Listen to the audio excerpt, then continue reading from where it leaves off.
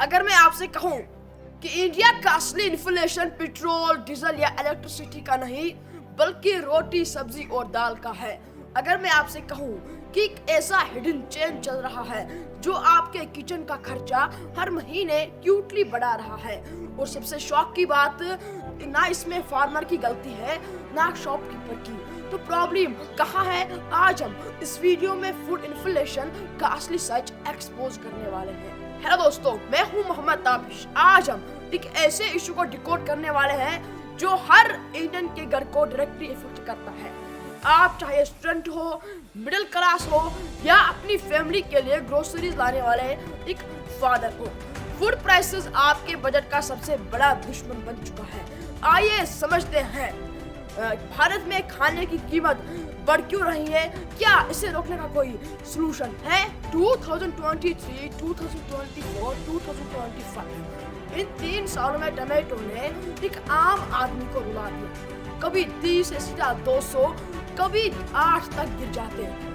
Reason क्या था? Climate shocks, एक बार फ्लूड, एक बार हीट वेव, एक बार फंगस अटैक। ये सिर्फ टमाटोज ही नहीं, पोटैटोज, ओनियंस, वीट, पल्सेस सब इस साइकिल का पार्ट है। पहले हम क्लाइमेट चेंज को फ्यूचर प्रॉब्लम समझते थे, लेकिन अब ये सीधा थाली में दिख रही है। मार्च में हीट वेव, वीट के क्रॉप सूख गए, जुलाई में heavy rainfall, onion fields under water, south में ड्रॉट, पेडी प्रोडक्शन 20% डाउन, नॉर्थ में untimely heat storm, vegetables destroy. जब प्रोडक्शन गिरेगा, सप्लाई गिरेगी, प्राइसेस शूट करेंगे। सिंपल। जब आप ग्रोसरी में 80 वाली सब्जी देखते हो, लगता है फार्मर ज्यादा कमा रहा है, लेकिन रियलिटी उल्टा है। किसान का कॉस्ट बढ़ गया, diesel prices high, fertilizers expensive, seeds expensive, labour expensive.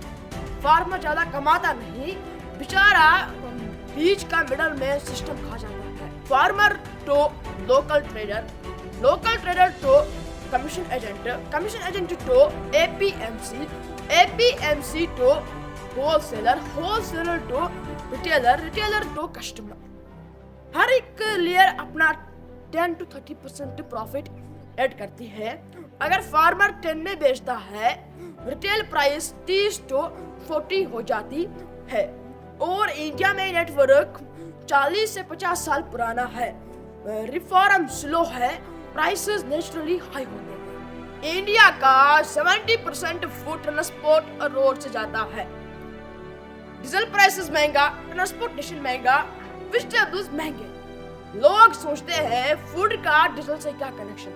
आपकी सब्जी का प्राइस डीजल टैंक से जुड़ता है, इसलिए oil prices spike, food prices spike. ये एक शॉकिंग फैक्ट है। इंडिया में 25 to 30% वेजिटेबल्स हार्वेस्ट के बाद ही वेस्ट होते हैं, क्योंकि cold storage, refrigerated trucks, modern warehouses के इंफ्रास्ट्रक्चर है। ये वेस्ट मार्केट में शॉर्टेज क्रिएट है। ओनियंस और पल्सेस का प्राइस स्पाइक आपने देखा ही होगा, कभी 20 से सीधा 150। इसका रीजन क्या है?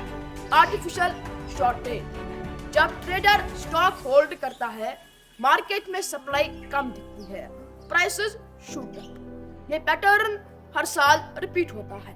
एक्सपोर्ट बैन, प्राइसेस गिरते हैं। इंपोर्ट ड्यूटी, प्राइसेस बढ़ते हैं। एमएसपी इंक्रीज, प्राइस मार्केट में प्राइसेस शिफ्ट। जीएसटी और transport logistic cost high. Policies का इफेक्ट डायरेक्ट ग्रोसरी बिल में दिख जाता है। इंडिया में प्रोसेस्ड फूड इंडस्ट्री 2025 में 50,000 करोड़ का है।